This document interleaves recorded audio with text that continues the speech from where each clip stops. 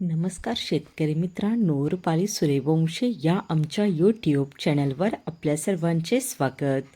आज आपण कृषी उत्पन्न बाजार समिती सोलापूर येथील कांदा बाजारभाव पाहणार आहोत. सोलापूर येथे लाल कांद्याची आवक 10,379 क्विंटलची झाली होती.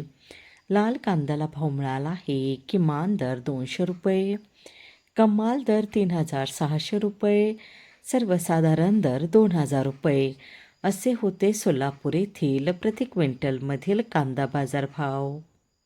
कांदा बाजारभाव पाहणार आहोत. सोलापूर येथे लाल कांद्याची आवक 10,379 क्विंटलची झाली होती.